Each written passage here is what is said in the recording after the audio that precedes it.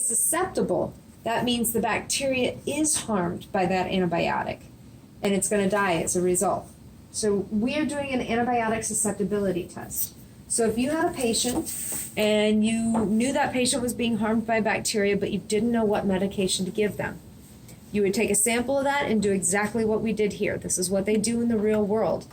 And they would test to see which antibiotic is going to be the most effective against it. And so you guys had a gram-positive bacteria and a gram-negative bacteria. And you tested the same 4 antibiotics. So not only are you going to see this work, but you're going to help it figure out what's the best antibiotic to give to your different types of patients and see how those antibiotics work. What you're looking for is the presence or absence of something called a zone of inhibition. So a zone of inhibition is a clear circular zone around an antibiotic disc where there are no bacteria growing. And that's because that antibiotic has leached into that agar, and anywhere that antibiotic is, it's going to kill off the bacteria if they are susceptible to it. So there's no bacteria growing there because they are all susceptible to that, which is tetracycline, the TE here. Now, here's a cool thing. You can measure the radius of these, or just look at the radius. I'm not going to make you measure. And the bigger the zone, the more effective that antibiotic is against that certain bacteria. Smaller the zone, the less effective. So if we were to look, there is a beautiful zone, maybe a tiny bit bigger, but pretty much the same size on our gram-negative for tetracycline as well.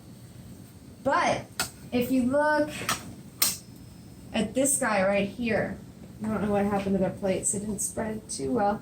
But you see how there's not a huge zone of inhibition around that erythromycin right there? That's telling me that that's not very effective for this bacteria. That erythromycin is not working as well.